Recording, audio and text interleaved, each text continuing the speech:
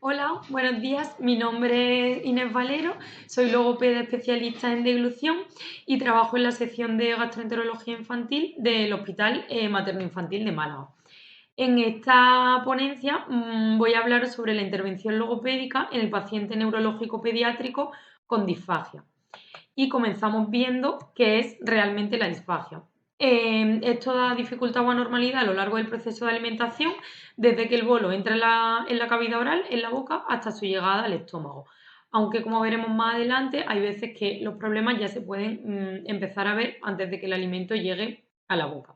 Respecto a la etiología de la enfermedad, tenemos todas estas causas, aunque entre las más comunes están el daño cerebral congénito o adquirido y las enfermedades neurodegenerativas. Respecto a las causas más frecuentes, la PCI sería la causa más frecuente de discapacidad en la infancia, y también tenemos otras causas como la encefalopatía hipopsicoisquémica, síndrome genético, los trastornos craneoencefálicos y todas estas que podemos ver aquí. En pacientes con parálisis cerebral infantil, hasta un 80% presentan disfagia, y la comorbilidad digestiva es la más común después de los trastornos neurológicos asociados a esta enfermedad. La sintomatología clínica más bien en disfagia no es solamente la tos, que es quizás la más conocida o la más común, sino que, como vemos, podemos observar en un paciente, en un niño en este caso, en un paciente pediátrico, todos estos síntomas que pueden indicarnos que hay un problema de disfagia. Pues desde la tos que aparece aquí, que sería como el más evidente, a una apraxia oral, una masticación inmadura o patológica, sensación en niños más mayores que cuentan sensación de stop a nivel faríngeo, en la garganta, un retraso en el disparo deglutorio y bueno, todas estas cosas que vemos aquí. Hablando un poco de cuál es el protocolo que seguimos, me voy moviendo, el protocolo que seguimos cuando un paciente llega a la unidad de disfagia, lo primero sería realizar una historia clínica específica. Esto lo realizaría el pediatra gastroenterólogo especialista en disfagia. Después se realizaría una valoración nutricional, que lo ideal es que la hiciese una dietista nutricionista, y yo me voy a centrar en las tres últimas partes, que son la evaluación oromotora, la observación de ingesta y las exploraciones complementarias cuando sean necesarias, que es donde participa el logopeda. Respecto a la evaluación oromotora, realizaremos una valoración anatómica y otra funcional. En la valoración anatómica vamos a fijarnos en los labios, si están cerrados en reposo, si hay frenillos, si hay fisuras, en la lengua, igual pues el tamaño que tiene, posible frenillo, el aspecto, la movilidad de la lengua, la fuerza, el paladar duro, pues la forma, si hay una fisura palatina, si los pliegues palatinos son normales o hipertróficos. En el caso de niños que no mastican, pues es muy normal ver estos pliegues palatinos hipertróficos. El paladar blando, pues si hay una elevación simétrica, si hay una elevación, o sea, una competencia correcta del paladar, si hay una hipertrofia amigdalar, que muchas veces en un niño sano que no come alimentos sólidos, pues puede ser por esto, por la hipertrofia amigdalar. También nos vamos a fijar en la mandíbula, si hay alguna maloclusión, en los movimientos de la articulación temporomandibular. Y respecto a los dientes, pues si hay dientes de leche, dentición fija ya, en la implantación de los mismos, si hay diastemas, dientes afilados, la higiene dental, todas estas cosas serían las que realizaríamos, las que veríamos al realizar una valoración anatómica.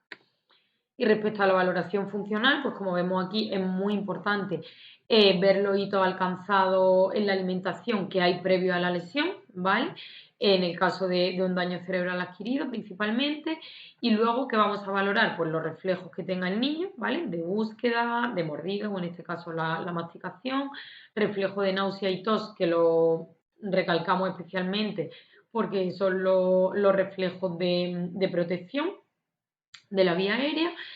Y luego nos vamos a fijar también en la fuerza muscular, del orbicular de los labios, de la musculatura masticatoria, en la fuerza también que tenga la lengua, que nos va a influir mucho en todo el proceso de deglución. Evaluaremos el manejo de secreciones que tenga el niño. Para ello solemos utilizar la escala de intensidad y frecuencia del babeo de Thomas Stonell. Vamos a valorar también el ascenso laríngeo durante la deglución, los pares craneales que intervienen en la deglución, que son el 5, el 7, el 9, el 10, el 11 y el 12. Muy importante también hacer una valoración intensiva de los pares craneales y la predisposición que tiene el niño hacia la alimentación.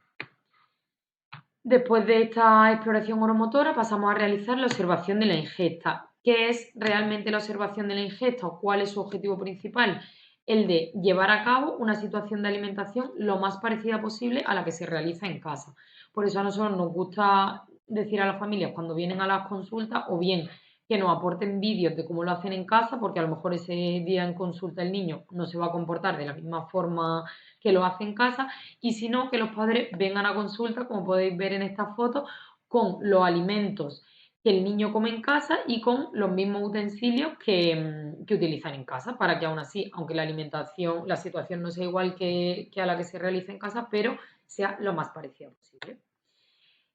Aunque lo más importante es fijarnos en los signos que indican una alteración o en la eficacia o en la seguridad de la alimentación, tenemos que prestar atención también a todas estas cosas, a la relación que hay entre el paciente y el cuidador, porque muchas veces nos va a dar una información muy valiosa, ¿vale? A veces el problema no está tanto en el paciente en este caso, sino en cómo se hace, ¿no? Todo el proceso, cómo se ofrece a este niño la comida, en la postura que tiene el niño durante la alimentación, que es súper importante, en los utensilios que utilizamos, que a veces realizar una adaptación de ellos simplemente ya puede mejorar todo, y en la actitud que tiene el niño respecto a la comida. Realmente hemos dicho signos que indiquen alteración en la eficacia y en la seguridad, pero ¿qué es la eficacia y qué es la seguridad? Pues la eficacia es la capacidad para mantener un estado adecuado de nutrición e hidratación, y nos referimos a seguridad cuando hablamos de la capacidad para evitar el paso del alimento y o la saliva, las propias secreciones, a la vía aérea. De forma un poco más específica vamos a hablar de eficacia en la fase oral y en la fase faríngea. Signos que nos indiquen una alteración en la eficacia en la fase oral, pues sería un sellado labial incompetente, ¿vale? Que el niño no cierre bien los labios y el alimento se salga, se escape, una alteración en la formación del bolo, el defecto en la propulsión lingual o una praxia oral. Y en la fase faríngea, una alteración nos indicaría que el niño realice degluciones múltiples para un mismo bolo, residuos en vallécula o senos piriformes o una regurgitación nasal, ¿vale? Que el alimento salga por la nariz. Y respecto a la seguridad, en la fase oral, una alteración supondría un sello palatogloso, que es el sello que se hace entre la lengua y el paladar, ineficaz, o residuos orales. Y en la fase faríngea, que se oiga un ruido en la faringe una vez que el niño está tragando o ya ha tragado, que haya una penetración o una aspiración del alimento, ¿vale? Penetración se refiere a que el alimento quede en cuerdas vocales pero no llegue a pasar a la vía aérea. Cuando pasa a la vía aérea ya hablaríamos de aspiración, y también sería un signo de alteración en la seguridad, un retraso en el cierre del vestíbulo laríngeo. Las exploraciones complementarias las realizaremos en el caso de que lo veamos indicado, porque no realmente con la exploración oromotora y observación de ingesta no tengamos claro el diagnóstico, y las más utilizadas serían la videoendoscopia y la videofluoroscopia. Empezamos hablando de la videofluoroscopia, que como aquí pone el gol estándar para el diagnóstico de la disfagia, y el objetivo principal es ver penetraciones o aspiraciones del alimento, que ya hemos explicado lo que es. Se realiza con agua y contraste hidrosoluble, que en nuestro caso o en nuestro centro utilizamos el Visipac, pero hay muchos más. Y utilizamos para realizarla 3 texturas. Comenzamos con el líquido, con el néctar, perdón. Si esa textura va bien, no hay penetración ni aspiración, pasamos al líquido y finalmente acabamos con el pudding. Y si con el néctar ya se produce alguna penetración o aspiración, pasamos a explorar el pudding y nos exploraría la textura líquida. Y luego tenemos la videoendoscopia, que nos sirve más para que utilizamos un nasofibroscopio que introducimos por la nariz y nos sirve más para realizar una valoración anatómica respecto, o sea, mejor que con la videofluoroscopia.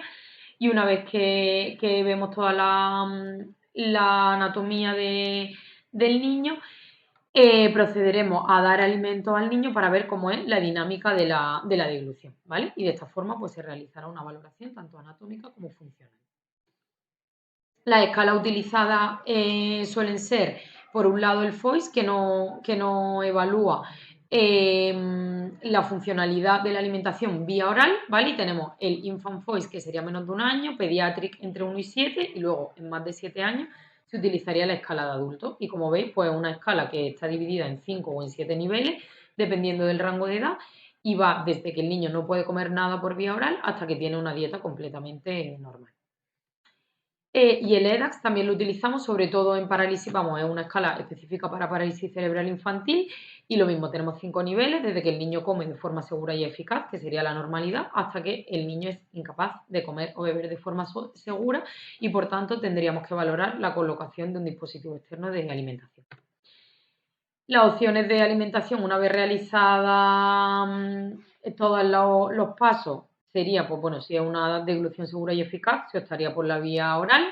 Si la deglución no es eficaz, la vía también sería oral, pero la alimentación tendría que ser adaptada o suplementada. Cuando la deglución no es segura, si es compensable, iniciaríamos una rehabilitación logopédica, que hablaremos ahora más adelante, y si no es compensable, tendríamos que recurrir a la alimentación enteral. En el caso de que la deglución no sea segura ni eficaz y además no sea compensable, pasamos a poner un dispositivo externo de alimentación, que sería una sonda nasogástrica, y en el caso de que el tiempo vaya a ser más prolongado, el tiempo de no ingesta vía oral, pasaríamos a una gastrostomía. Una vez realizada, exploración oromotora, observación de ingesta y exploraciones complementarias, sería el momento de plantearnos iniciar una rehabilitación logopédica, cuya finalidad sería la de progresar o mantener la funcionalidad de la alimentación, realizar adaptaciones o rehabilitar alteraciones sensoriales y o musculares. ¿Cuáles son las opciones de intervención que tenemos? Pues tendríamos la adaptación de dieta, las estrategias compensatorias, que son aquellas que favorecen la vía oral segura, pero no implican una recuperación de la función en sí, y las estrategias rehabilitadoras, en las que se realiza una intervención directa sobre el paciente y el objetivo sí que sería el de modificar mecanismos deglutorios alterados. Como veis a continuación, la adaptación de dieta es la estrategia más común, ¿vale? Y la más eficaz también. Y se realiza, antes hablábamos de textura líquida, néctar, miel y pudding, y ahora utilizamos la IPSI, que es la escala para realizar una estandarización internacional de las texturas en disfagia.